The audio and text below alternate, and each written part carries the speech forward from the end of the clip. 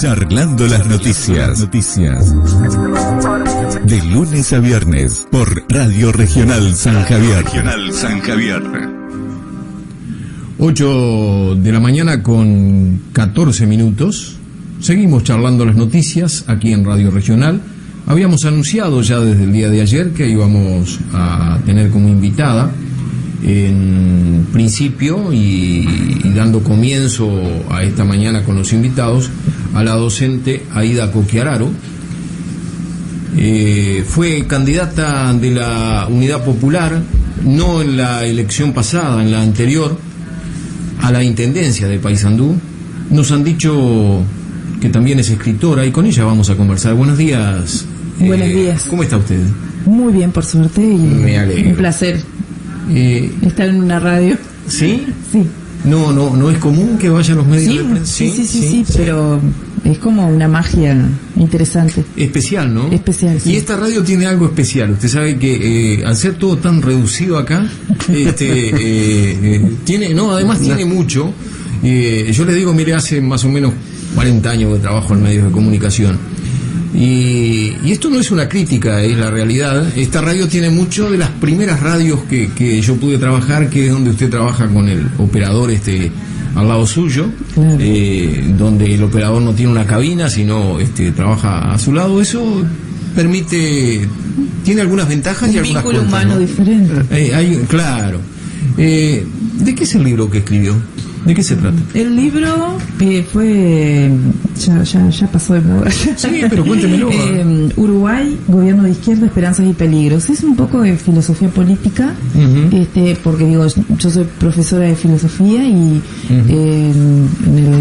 dentro de de los temas que se trabaja y se trata en el programa de secundaria, en 6º año, justamente está filosofía política. Entonces ahí un poco de la lectura y de la reflexión sobre la temática de la política, fue que presenté un trabajo en el año 2004 en un foro que hubo de filosofía en Brasil,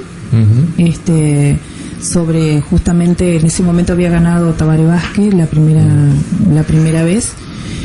Sobre algunas cosas que yo pensaba sobre el tema del gobierno, del triunfo de la izquierda en el Uruguay, y por eso estaba el tema de esperanzas, por un lado, que era la gente tenía mucha ilusión, mucha esperanza, y los peligros que desde mi perspectiva me parecía que podíamos correr como país.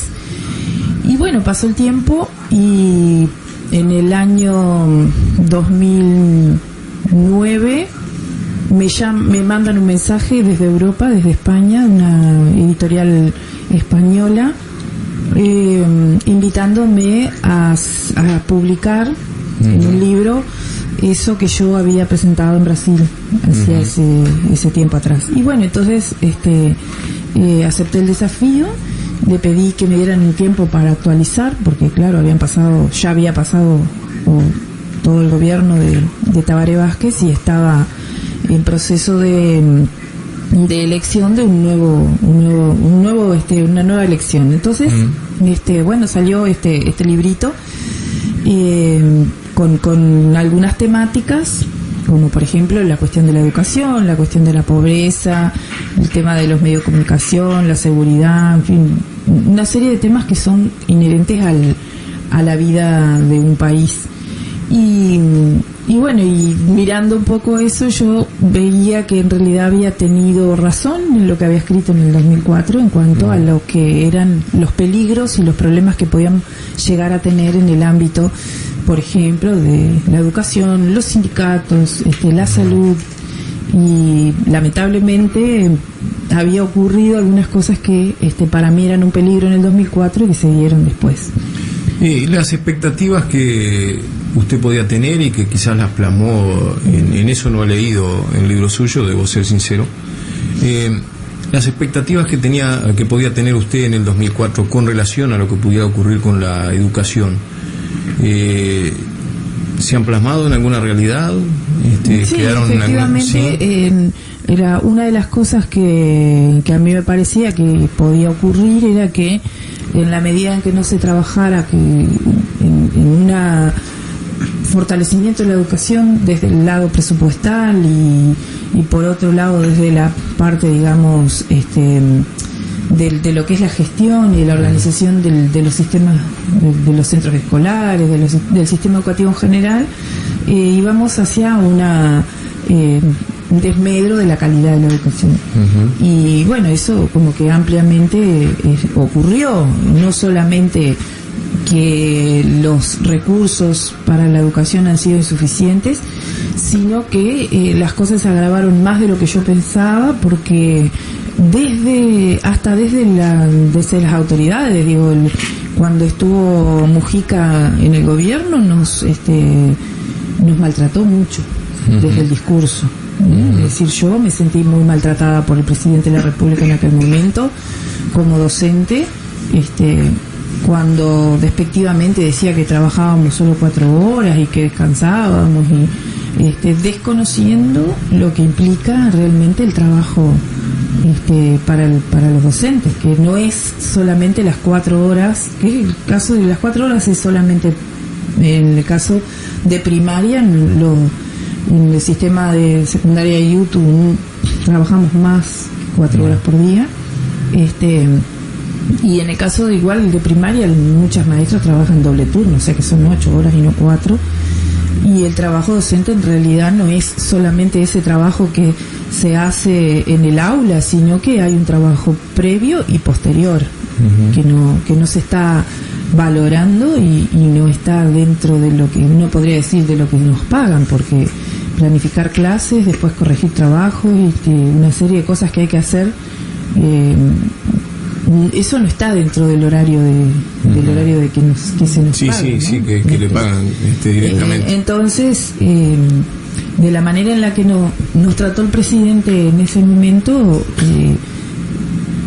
y si lo pensamos de que, bueno, si la máxima autoridad del país considera eso y nos considera así, el resto de la población puede pensar ¿qué es lo que se puede esperar, no? Ahora, usted sabe que, perdóneme que la corte, pero esto ya lo charlé con otro docente, no recuerdo el nombre de este docente, pero se había creado una expectativa. Le hablo de parte de la ciudadanía en general cuando gana el Frente Amplio, en que por ejemplo, uno de los grandes cambios que iba a haber, y cambios positivos, iba a ser precisamente en la enseñanza. ¿Por qué? Porque había mucha gente de la enseñanza vinculada precisamente al Frente Amplio, a la izquierda de este país, ¿no? Y había sido muy crítico el Frente Amplio en su discurso con lo que se hacía por parte de los partidos tradicionales. Entonces, yo creo que en la ciudadanía en general se formó una opinión de que vendrían a partir del gobierno del Frente Amplio cambios muy positivos para la enseñanza. Lamentablemente, y como visión de un padre simplemente, no soy un experto en el tema de educación, simplemente como padre puedo ser uno de los beneficiados o perjudicados con ese sistema, ¿verdad?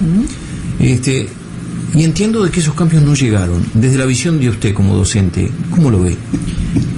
Coincido, en realidad sí hubo cambios, pero esos cambios no fueron para mejorar, sino que los cambios año a año y cada tanto vemos cómo van empeorando el asunto, porque hay cosas sutiles que de repente el ciudadano no tiene muy claro porque no está en el sistema, pero la cuestión de que los chicos pasen de clase, pasen de grado, que no importa si aprendieron o no, ahí eso va, por ejemplo, perjudicando enormemente la calidad educativa.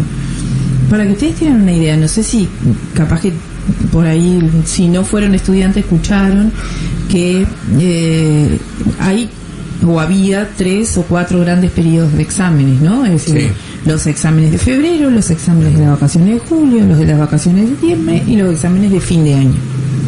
Este año, en la UTU, por ejemplo, que es donde yo trabajo, tomamos exámenes todos los meses. ¿Y qué significa eso? Que le damos otra oportunidad. ¿Para qué? para que los números den, para que haya más cantidad de aprobados. Eso no significa que los chicos hayan estudiado y hayan aprendido. Y eso por alguna de las cosas. Por ejemplo, el que no se toma en cuenta el número de faltas que tienen los alumnos a la asistencia a clase. Si bien hay un ataque muy fuerte a la inasistencia de los docentes, a que los docentes faltan, cuando es una cuestión bastante compleja. Yo trabajo en el liceo número 1 y hace 2 años se hizo un estudio de las faltas de los docentes. Y efectivamente los meses en que los docentes tienen más alto índice de faltas y que son por licencias médicas son el mes de mayo, el mes de agosto y el mes de octubre. Y fíjense que hay una razón. En marzo obviamente empezaron las clases, no está tan agotado. En abril generalmente hay turismo, en junio y julio están las vacaciones, en septiembre vacaciones. ¿Cuándo es que llega el pico de estrés y los problemas de salud de los docentes? En mayo, que no hay vacaciones, que no hay días libres, en agosto que tampoco hay, y en octubre. Ahí es donde hay un mayor índice. Porque obviamente, es decir, la condición en la que se trabaja es la que enferma al trabajador. ¿Es una condición de mucha tensión? De mucha tensión, de muchas presiones. Por un ¿Las lado, presiones de dónde vienen? ¿De los estudiantes, de las direcciones de todos lados? De porque todos lados. Viene la presión obviamente desde la dirección, que es quien tiene que controlar, regular, la presión desde las autoridades que son, digamos, las inspecciones, ¿no? Los inspectores también presionan. Hay una presión, por ejemplo, de que si en el promedio de notas el profesor tiene un número muy muy bajo de alumnos con suficiente, lo empiezan a presionar para que suba las notas. No están planteándose si el alumno aprendió o no aprendió. Eso le iba a preguntar. Acá no se plantea si el alumno aprende o no. No, tiene que subir la nota. Tiene que subir la nota, no importa cómo. ¿Y eso porque para tratar de evitar que la deserción? Esa es una de los argumentos que se dice, no, bueno, hay que evitar la deserción. Este año también otra de las cosas que ocurrió fue que alumnos que habían dejado de asistir, que pasaron meses sin ir a clase, con un nuevo sistema que han estado instrumentando, los han hecho volver al aula. Entonces vuelve, pero pasó 3 o 4 meses sin asistir y vuelve al aula. No está haciendo todo el proceso que hizo el otro chico o el otro alumno que fue todos los días. Y entonces hay una presión muy fuerte sobre el docente para que el alumno pase de clase. Si aprendió o no aprendió, no importa, tiene que pasar de clase. La presión de los padres, que es social, la presión de la sociedad, que ya no es una profesión respetada y considerada en la medida en la que debe serlo. Si los padres, hay casos de violencia contra los docentes, generalmente culpan y responsabilizan al docente de los problemas que tienen sus hijos, cuando el gran ausente acá es la familia y los padres que no se están haciendo cargo de los hijos y que van y depositan a sus hijos en las escuelas o en los liceos, para que los profesores o los maestros nos hagamos cargo de los chicos, cuando hay cosas que no podemos, que escapan a nuestra función. Y también está esa presión de que tenemos a un número muy elevado de estudiantes en cada salón, más de lo que deberíamos tener, con problemáticas diferentes. Llegan al aula y no saben leer, no saben escribir. Vienen mal preparados, ¿no? Claro, entonces, bueno, ¿cómo vamos a pretender, en mi caso, por ejemplo, una reflexión filosófica, una lectura de un texto filosófico, si no saben leer y no saben escribir? Entonces, ¿qué hacemos? Yo me acuerdo cuando recién empecé a trabajar, para que se den una idea, hace ya 28 años, ¿no? Los trabajos que corregíamos de nuestros alumnos eran 10, 12 hojas de escrito, ¿no? La exigencia de la inspección hoy son 10 renglones. 10 renglones. 10 renglones. Si un alumno te escribió 10 renglones, suficiente. Y no todos llegan a los 10 renglones. Entonces ahí estamos hablando de calidad educativa. Y claro, y si uno dice, yo exijo o espero las 10 hojas, no las voy a tener. Entonces, claro, la presión es tanta que uno empieza a evaluar. Y bueno, si a mí me dicen que con 10 renglones ya está, lo tengo que pasar. Ahora, cuando se pide algo así, y Marcelo, mirá que podés participar, el tema es que yo... No, pero me pasa que está orientado al tema de la educación, estoy escuchando. No, sabés que yo soy, cuando me pongo a conversar, me meto en el tema, siempre sin querer, popo el micrófono, pero participá en el momento que lo creas oportuno. Pero lo que iba a decir a la audiencia es que Aida ha sido delegada sindical y ha participado además en las asambleas técnicas docentes, por lo cual ella se nutre con sus colegas de otras materias de situaciones. O sea, no nos está dando solo la perspectiva de una profesora de filosofía, que es egresada del Instituto de Profesores Artigas, sino que también nos está hablando de una persona que ha representado a sus propios compañeros en distintas, que enseñan distintas materias en la educación, tanto en los liceos como en la UTU, ¿no? Sí. Entonces, cuando yo la escucho a ella, en realidad estoy tomando como una referencia de toda la enseñanza, no solo del tema de la filosofía, porque ¿para qué sirve la filosofía? Es lo que te pueden decir los alumnos muchas veces, ¿no? Sí.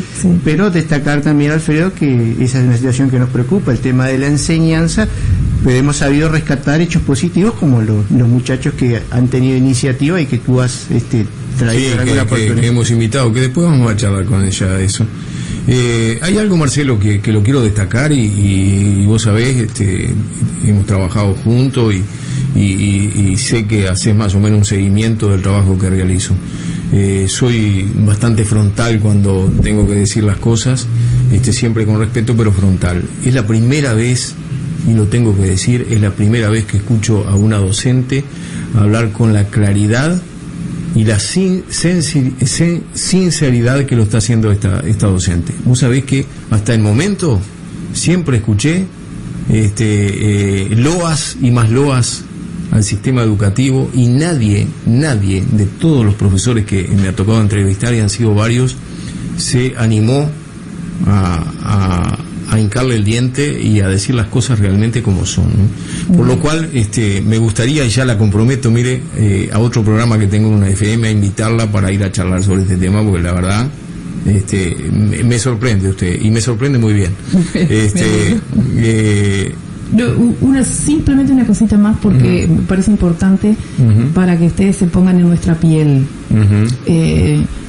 A todo esto hay que agregarle otro ingrediente muy importante, que son los chiquilines, ¿no? Los alumnos no son las características que tienen ahora, no son las características de cuando, por ejemplo, yo empecé a trabajar, ¿no? Porque no solamente el tema de que ellos hoy manejan una serie de cosas que nosotros no manejamos. Yo se me rompe el celular, me compré uno nuevo y tengo una dificultad para poderlo usar. Los gurises sin duda que le darían vuelta al celular. Digo, por ese lado, el uso de la tecnología, que a nosotros no nos prepararon para eso. Eso es un poco de lo que yo planteo en el libro, ¿no? El tema del sistema Ceibal, lo instrumenta el gobierno, todo bárbaro, genial, los chiquilines tienen todos una computadora, pero no empezaron preparando a los docentes para eso. Entonces nos encontramos con alumnos que tienen el manejo de la tecnología y nosotros no hemos accedido a ese mundo. O sea, va más rápido el alumno ahí que el mismo docente. No estaría mal, sino porque digo, yo aprendo de ellos, no pasa nada, está bien. Pero son como distancias y problemas nuevos que nosotros no estamos preparados para tener. Y esa es otra presión que nos obliga a nosotros tener que estar actualizándonos todo el tiempo. Y otra característica que tienen los estudiantes hoy es que realmente es preocupante, y es una de las cuestiones que como sociedad en realidad no hemos tomado con seriedad el asunto. Cada vez hay más estudiantes con dislexias, dispraxias, hiperactividad, problemas de orden neurológico y emocional que no se daban en otro tipo de estudiantes. Un médico, no le voy a decir el nombre porque no sé si él estaría de acuerdo con esto, pero en una charla que nos dieron nos dijo que para él todos estos problemas eran producto del alto índice de contaminación que afecta el cerebro. porque todos estos problemas están relacionados con una cuestión en el cerebro, con algo en el cerebro que no está bien, y que eso se traduce en dificultades para leer, dificultades para escribir y dificultades para vincularse. Y esos están ahí dentro del salón. Tenemos 30 alumnos y tenemos 3 hiperactivos, 2 con dispraxia, otro con dislexia, otros que tienen autismo. El autismo también es una cosa que ha estado cada vez más.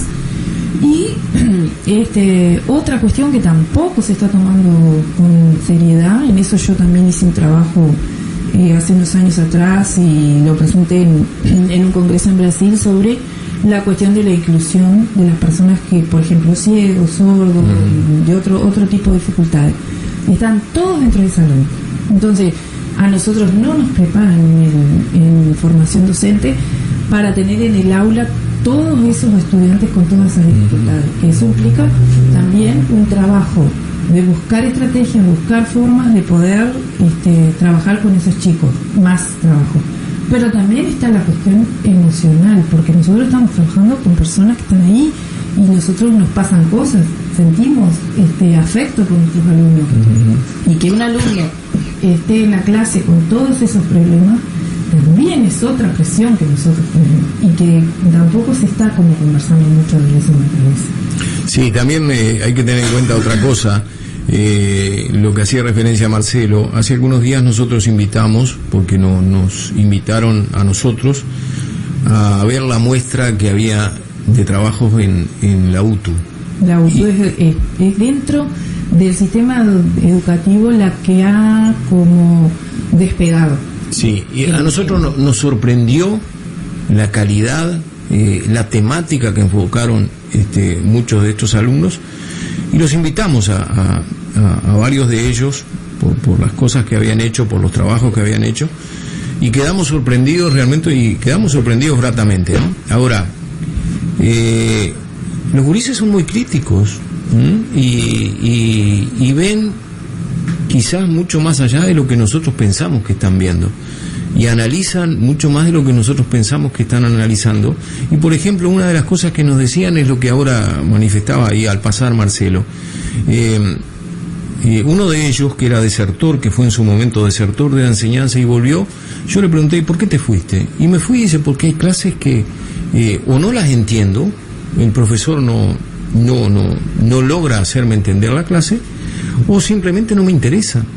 Hay cosas que entonces por ahí también yo creo que pasa un poco la cosa, ¿no? Por el programa que se le da al estudiante, que no está actualizado, ¿no? En ese sentido, ustedes los docentes, ¿ven eso de que hay programas que realmente hoy ya los gurises entienden que no están dentro de lo que ellos quieren ir a recibir como enseñanza? Sí, claro, eso es una de las cosas que se discuten en las asambleas técnico-docentes, pero lo que pasa es que no depende del docente, el programa es una cuestión técnica desde la inspección, desde lo que es justamente los programas educativos. Y ahí también depende un poco hay una cierta libertad de cátedra y de la autonomía que tenga el profesor. Hay como muchos miedos en eso, porque está en juego el trabajo, entonces arriesgarse a modificar el programa y hacer otra cosa puede significar problemas para ese docente. Entonces no todos se animan si no está en la formalidad.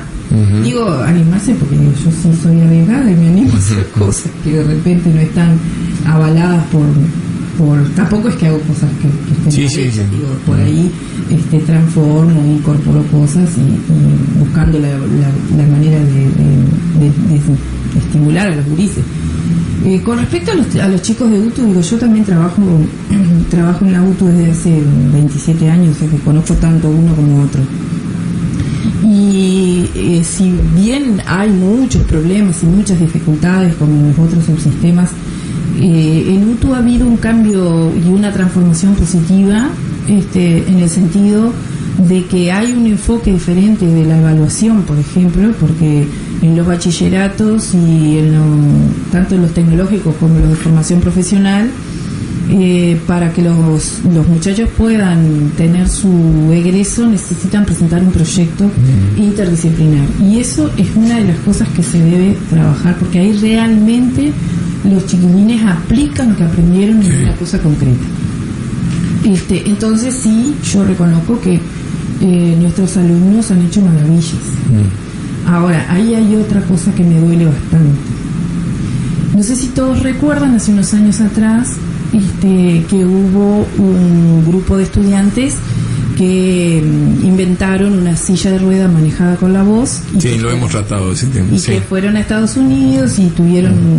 Bueno, cuando los chicos llegan con un premio a nivel internacional al Uruguay, en el aeropuerto no lo estaba esperando nadie para decirle, como cuando viene la selección uruguaya con un cuarto lugar y está todo el país levantado festejando, cuando lo único que hicieron fue correr tras la pelota. Y estos chiquilines no, hicieron toda una producción, ¿no?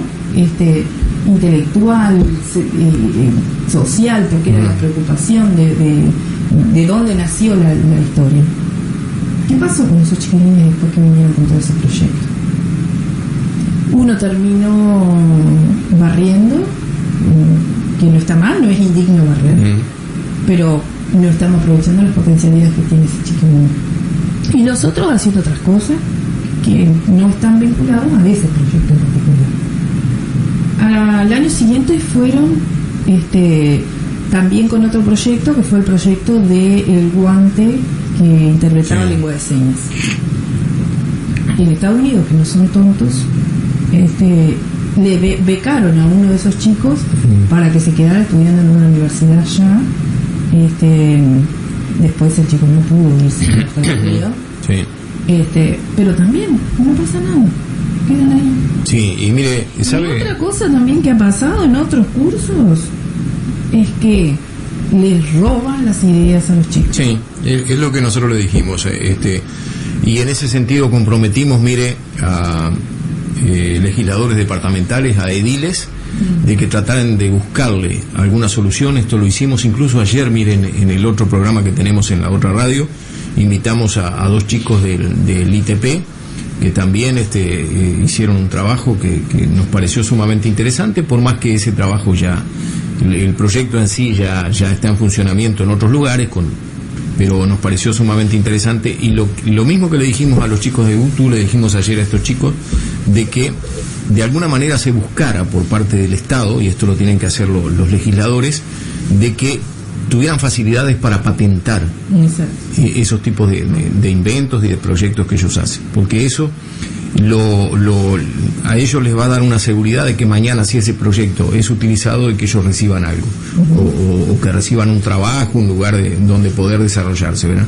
Pero hay otra cosa, y antes de que usted me conteste, usted sabe que a mí lo que me molestó, y me molestó enormemente, y como esto ya lo dije en otra oportunidad, lo voy a reiterar, es de que desde la propia dirección de la UTU no se haya promocionado la muestra de estos trabajos. Los mismos gurises me dijeron acá y me dijeron en la otra radio, los únicos que fueron nuestros familiares, porque esto no se difundió. Y yo le puedo asegurar que no se difundió. Trabajo en 2 medios de comunicación, siempre estamos dispuestos a difundir este tipo de cosas. A nosotros nadie nos envió... pero mire, lo único que hubiesen necesitado era levantar un teléfono y decirnos, ¿podés anunciar de qué tal? Y lo hubiésemos hecho con gusto. Entonces, si ya arranca desde que la propia dirección del centro docente de donde van los gurises no impulsa ni promociona este tipo de cosas, ya arrancamos mal. Sí, en este año, otros años, las muestras anuales de trabajo, tanto en la UTU como en el TCP, se hacen de otra manera, en el sentido de que se hace el fin de semana, cosa de que, porque por más que por ahí los padres tuvieran la buena voluntad, al haberlo hecho durante el día y días de semana que la gente está trabajando, se complica. Este año decidieron las direcciones hacerlo así, no como se venía tradicionalmente, haciendo un viernes a la noche y un sábado, que entonces sí había posibilidad de que las familias pudieran ir. Se dio la característica, sin duda, eso tiene que ver obviamente con la gestión, y hay un problema, que estaban en pleno concurso de directores, y estaban distraídos en otras cuestiones las direcciones, y entonces ahí sin duda que falló la cuestión de, porque otros años se ha hecho conferencias de prensa, se ha estimulado más la participación de la muestra de trabajos. En este año también está vinculado a que están en un proceso de concursos para tener la efectividad, y que los que hoy están como directores el año que viene no van a estar porque no estaban dentro de los concursantes, o en el caso de una de ellas quedó por el camino, no ganó el concurso, y entonces no tiene el mismo compromiso que tiene alguien que está como efectivo en el Claro. Y además tengan en cuenta que una cosa dentro de la mala organización del sistema educativo es que los directores ganan menos que los profesores en cuanto a sueldo. Entonces también es como que demasiado hacen para eso. Y No hay una motivación. no ¿sabes? hay una motivación, exactamente. Entonces, y hay una cuestión y eso es desde mi perspectiva personal, que no voy a ser directora porque no está dentro de mis proyectos, pero si lo fuera, una de las cosas que haría sería darle más responsabilidad y participación a los estudiantes, porque si ellos estaban en otro problema, en otra cosa, ¿por qué no? Decir, bueno, encárguense ustedes de la difusión, y yo no dudo que los policías hubieran recorrido todo y hubieran hecho una difusión mucho más profunda. Eso forma parte de todo el desgaste de la gestión en malas condiciones. Sin duda. Vamos a cumplir con los amigos anunciantes, Javier, y ya retornamos. Estamos en las 8 de la mañana con 53 minutos, 54. No sé cómo está usted, Javier, si estoy parecido a usted. 52 tiene usted. Vio que no nos ponemos de acuerdo nunca en el tema de la hora con Javier. Seguimos la charla con la profesora Aida Coquiararo. Marcelo, ¿tenías algo por ahí? No, es para comentar que la profesora Aida Coquiararo, la profesora Aida, ha realizado un estudio sobre lo que se considera el trabajo decente, que llegó a que en algún momento se pudiera concretar un trabajo entre la Organización Internacional del Trabajo, la OIT, y la UTU, pero no se concretó. Pero además me gustaría comentar un poco lo que es el índice del libro que ella ha escrito, en donde habla del tema de la pobreza, de la educación, que es lo que estamos hablando ahora, y que es algo más vivencial para ella, ya que está en contacto permanente con este tema. Habla de lo que es el plan Ceibal, de la salud, de la reforma agraria, de los sindicatos, de los derechos humanos, de la democracia, y algo que nos toca, habla también de los medios de comunicación. Entonces es para destacar que ella no solo los comentarios que nos está realizando sobre su experiencia como docente, sino también como persona, que además por estar vinculada a la Asociación Filosófica del Uruguay, le permite estar en contacto con un grupos de personas que tratan distintos temas, que son los que la mayoría de estos temas se tratan en el programa radial.